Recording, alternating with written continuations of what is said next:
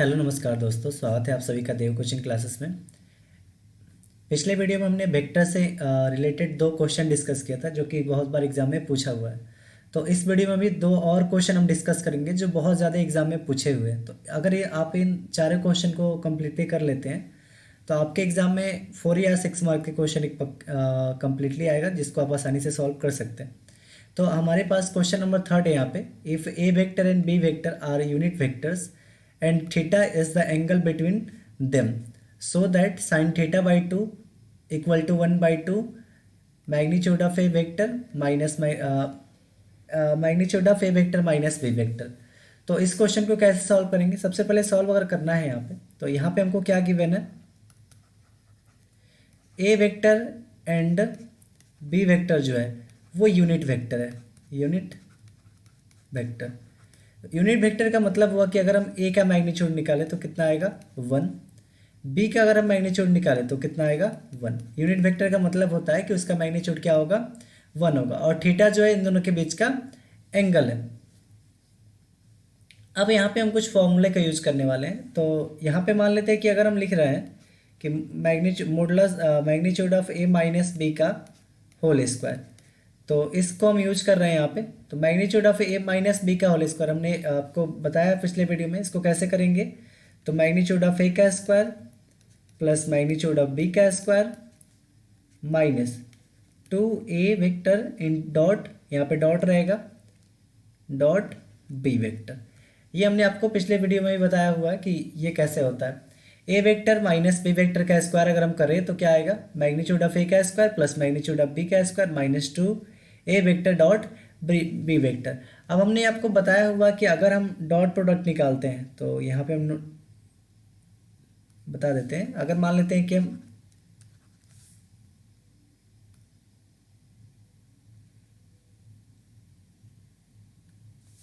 अगर हमको ए vector dot B vector निकालना है तो ए वेक्टर डॉट बी वेक्टर का हमने एक फॉर्मूला आपको बताया था।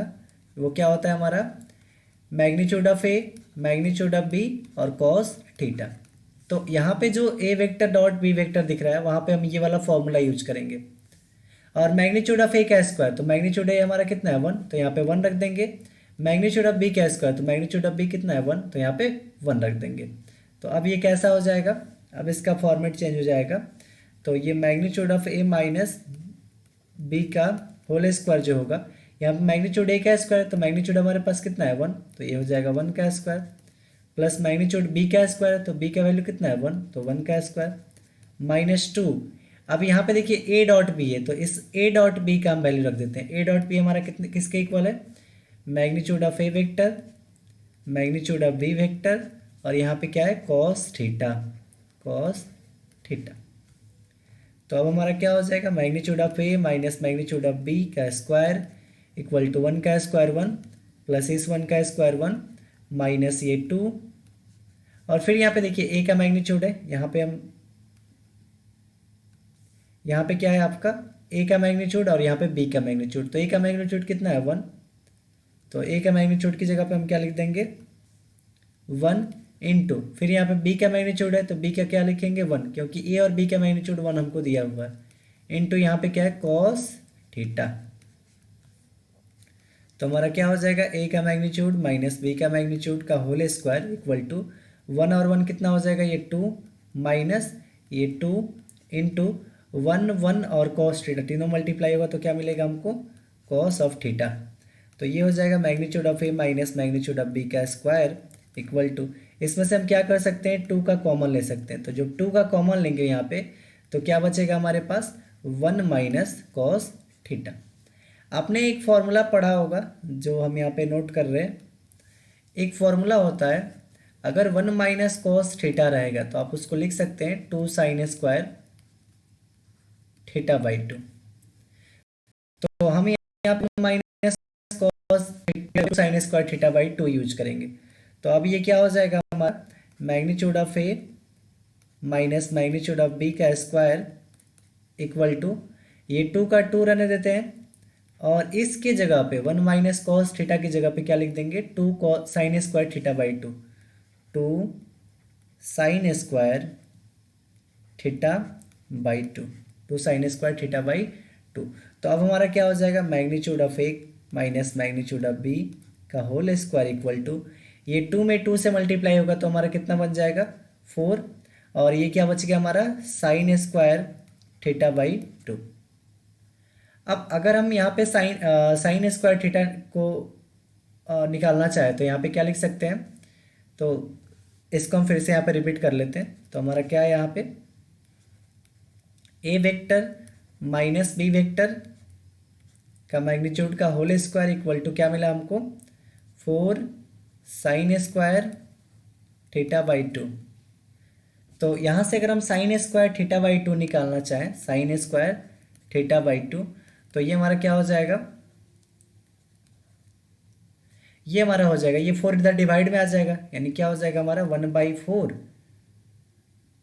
अच्छा, इसको थोड़ा सा हम अच्छे से लिख देते हैं, ये साइन स्क्वायर, ये हो जाएगा sine square theta by two 1/4, और magnitude of A minus magnitude of B का होल स्क्वायर। तो हमको क्या करना है, यहाँ पे साइन थीटा बाई टू निकालना है। तो देखिए यहाँ पे जो हमसे पूछा गया है sine theta by two equals to 1/2, तो इसके लिए हम क्या करेंगे, इस स्क्वायर हटाएंगे दोनों तरफ से, तो इसको हम क्या लिख सकते हैं साइन थीटा बाई टू। तो दोनों तरफ हम स्क्वायर हटा रहे हैं तो क्या होगा, यहाँ पे भी देखिए इसमें रूट लग जाएगा, जब इस यहाँ से स्क्वायर हटेगा तो यहाँ पे रूट आ जाएगा, रूट 1/4, और यहाँ पे क्या हो जाएगा magnitude of A minus magnitude of B का होल स्क्वायर।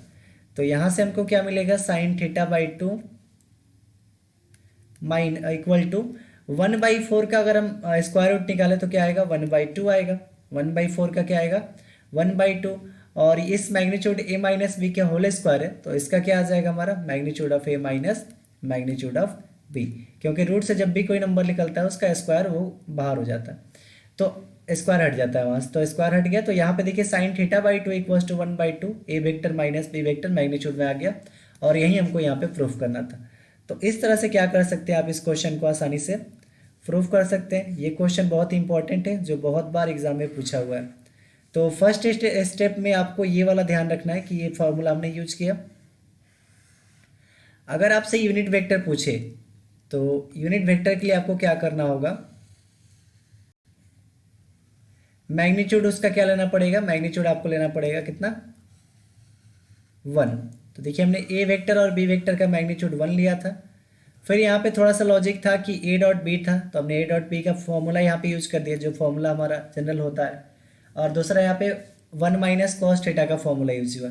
तो इस क्वेश्चन को आप एक बार और प्रैक्टिस कर लीजिएगा ताकि आपका ये क्वेश्चन आसानी से सॉल्व हो जाए। और यहाँ पे ये यूजिंग फॉर्मूला, हमने यूजिंग यहाँ पे फॉर्मूला किया है तो यूजिंग फॉर्मूला लिख देंगे। तो इस तरह से आप क्या कर सकते हैं, इस क्वेश्चन नंबर 3 को कंप्लीट कर सकते हैं। अब देखते हैं हम लोग क्वेश्चन नंबर 4 कैसा है और उसको कैसे सॉल्व करते हैं। क्वेश्चन नंबर 2 हमको गिवन है कि a force, 4th number question है, a force F vector equals to 3i + 4j + 7k acting at a point 5, 7 and 8 due to this force a displaced to b 7, 9, 10 find work done. तो इसमें क्या हो रहा है कि एक पॉइंट है ए जिस पे फोर्स हमारा क्या कौन लग रहा है, ये वाला फोर्स लग रहा है, और वो पॉइंट ए से बी तक डिस्प्लेस हो जा रहा है। तो अब इसमें बताना है कि वर्क डन कितना होगा। तो इसको सॉल्व करेंगे हम। सबसे पहले देखेंगे कि ये हमारा मान लेते हैं हमारे पास एक पॉइंट था ए, तो ए का जो पॉइंट था वो कितना था हमारा 5, 7 और 8।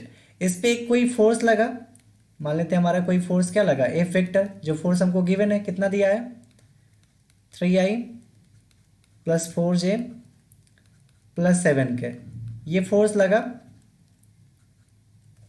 इस फोर्स के लगने की वजह से क्या हुआ कि ए डिस्प्लेस टू बी, तो ए जो पॉइंट है वो डिस्प्लेस होके कहाँ तक पहुँच गया बी पॉइंट तक, ये बी पॉइंट तक पहुँच गया। और बी का पोजीशन वेक्टर कितना दिया है 7, 9 और 10, बी का कोऑर्डिनेट कितना दिया है 7, 9, 10।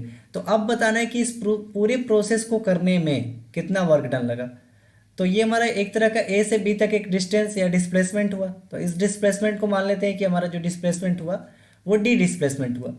तो यहाँ पे डी डिस्प्लेसमेंट हुआ और हमको फोर्स दे रखा है। तो हमको जब हम वर्क डन निकालते हैं तो वर्क डन का फॉर्मूला क्या होता है, वर्क डन इक्वल टू होता है फोर्स इंटू डिस्प्लेसमेंट, तो फोर्स डॉट डिस्प्लेसमेंट, यहाँ पे डॉट प्रोडक्ट निकालते हैं फोर्स और डिस्प्लेसमेंट के बीच। तो अब हम सबसे पहले क्या निकालेंगे, यहाँ पे फोर्स तो हमको जो जो गिवन है उसको लिख लेते हैं। तो गिवन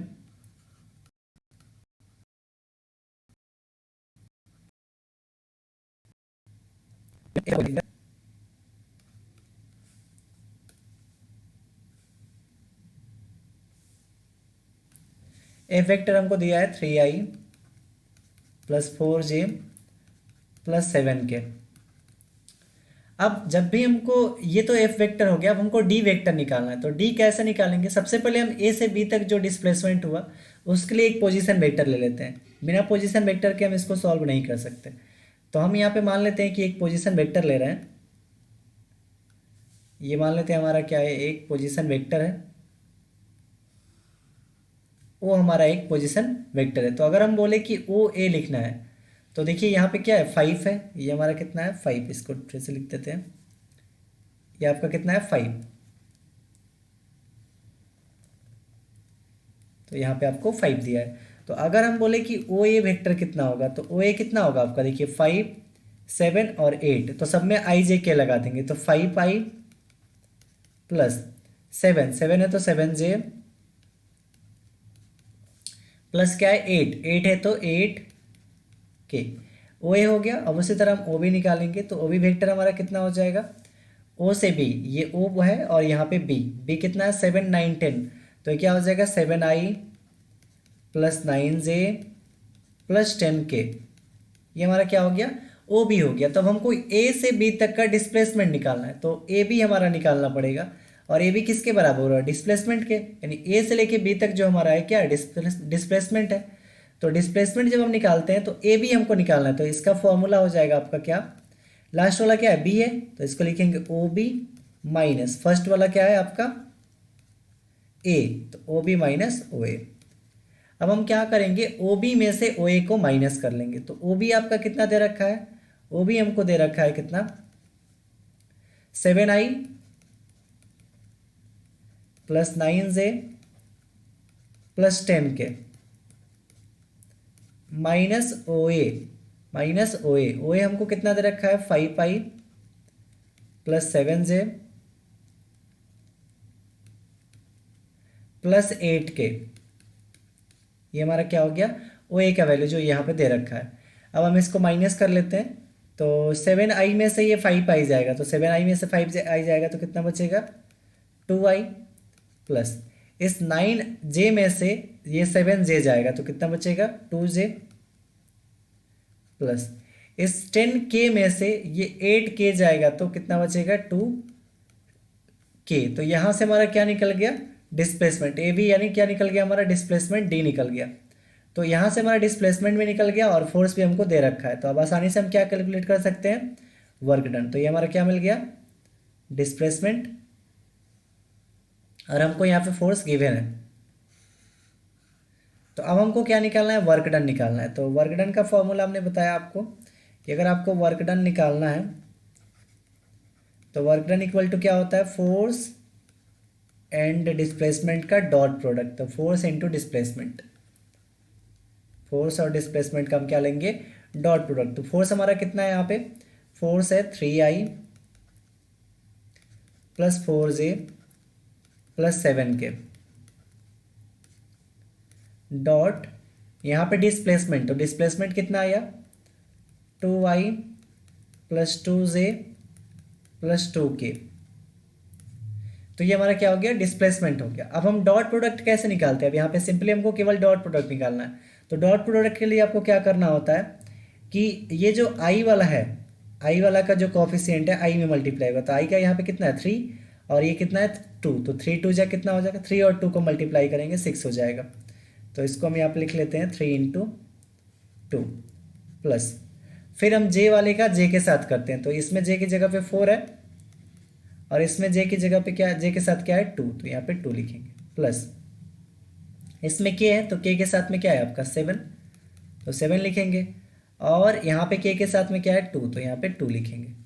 तो अब ये कितना हो जाएगा 3 2 जा 6 प्लस 4 2 जा 8 प्लस ये 7 2 जा 14।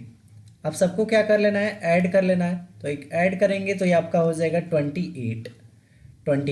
तो वर्क डन आपका जो आया यहाँ पे कितना आ गया, 28 यूनिट।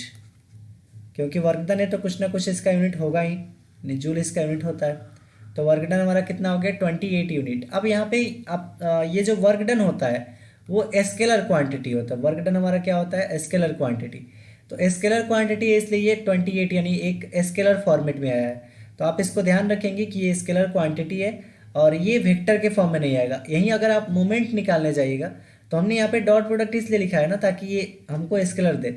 अगर मोमेंट आप निकालने जाइएगा तो वहाँ पे क्रॉस प्रोडक्ट निकालना पड़ता है। तो नेक्स्ट वीडियो में हम वो भी देख लेंगे कि क्रॉस प्रोडक्ट कैसे निकालते हैं। या अभी एक क्वेश्चन और कर लेते हैं इसमें। हाँ, इसके बाद से हम एक और क्वेश्चन आपको करा देते हैं, क्वेश्चन नंबर 5, लास्ट क्वेश्चन, जिसमें आपको मोमेंट निकालना हो।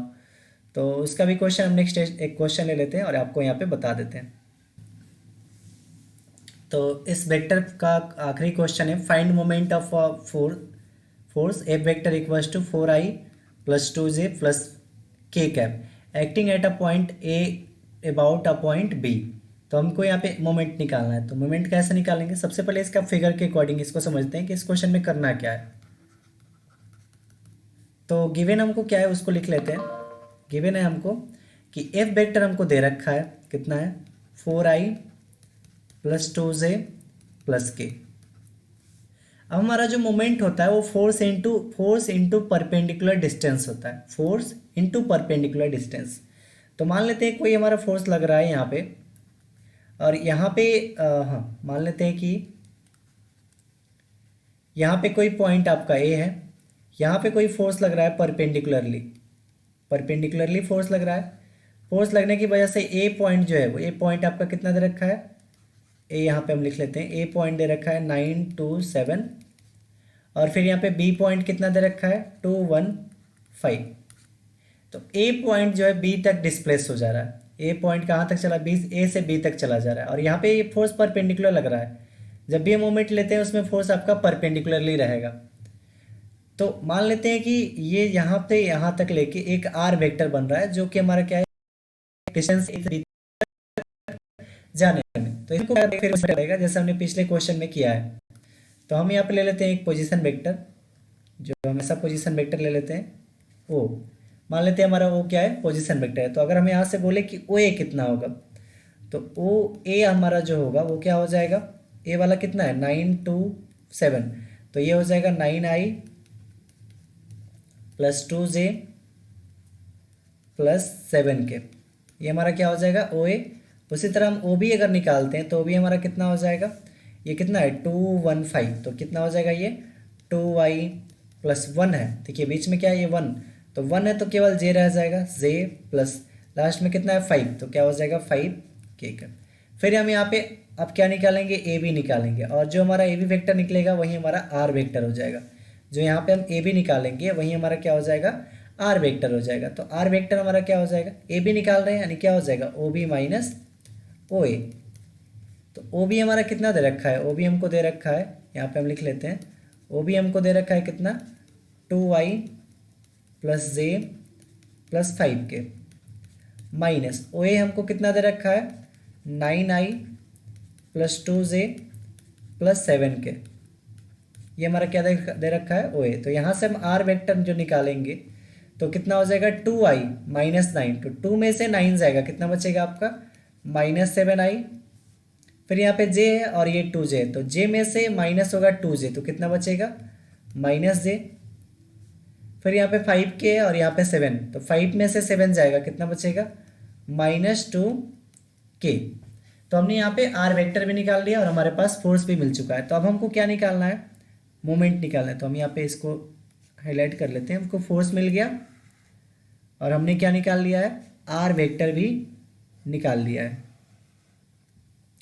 तो अब हमको क्या निकालना है, मोमेंट निकालना है। तो मोमेंट का हम यहाँ पे फॉर्मूला यूज करेंगे, मोमेंट। तो मोमेंट इक्वल टू होता है आपका force into perpendicular distance, but moment में हम क्रॉस प्रोडक्ट लेते हैं क्योंकि मोमेंट एक तरह का वेक्टर क्वांटिटी है।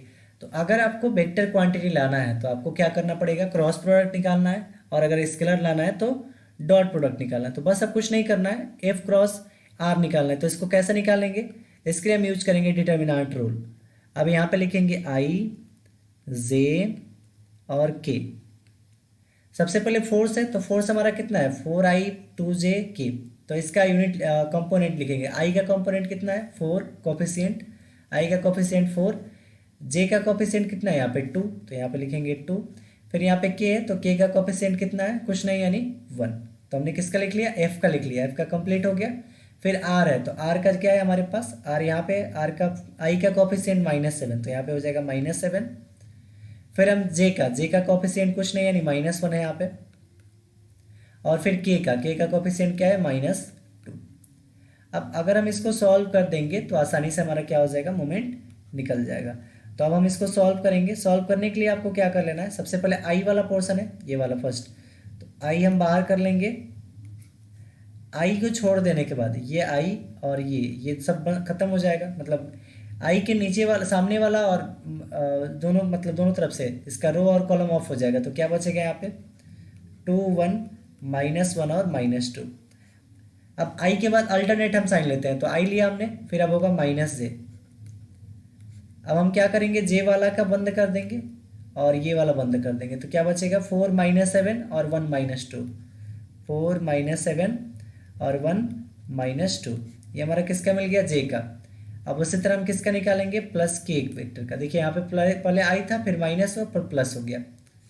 के का निकालेंगे तो के वाला ऑफ हो जाएगा। तो क्या बच गया 4 -7 2 और -1, 2 और -1। बस इसको अब सिंपली सॉल्व कर लेना है। तो क्या हो जाएगा हमारा यहाँ पे आई, अब पहले क्रॉस इसका मल्टीप्लाई होगा, तो 2 में -2 से मल्टीप्लाई होगा -4, फिर माइनस, अब इसमें मल्टीप्लाई होगा इसका, तो 1 में -1 से होगा तो कितना बचेगा यहाँ पे -1। अब यहाँ पे -j है तो -j लेंगे।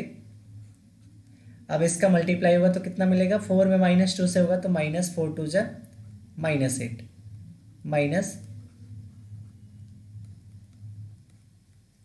माइनस यहाँ पे अब इसको छोड़ देते हैं और इसका मल्टीप्लिकेशन होगा, तो -7 में 1 से मल्टीप्लाई होगा, कितना आएगा -7।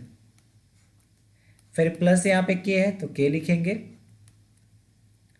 अब ये हमारा क्या हो जाएगा, इसमें मल्टीप्लाई होगा तो क्या मिलेगा, 4 में -1 से मल्टीप्लाई होगा तो -4 माइनस, अब इसका मल्टीप्लिकेशन करेंगे ये वाले का, तो -7 में 2 से मल्टीप्लाई होगा तो -7 2 जा 14।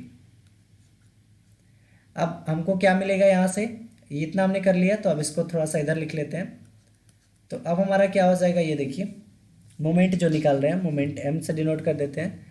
तो आई था, आई बाहर ही रहने देते हैं। ब्रैकेट में देखिए -4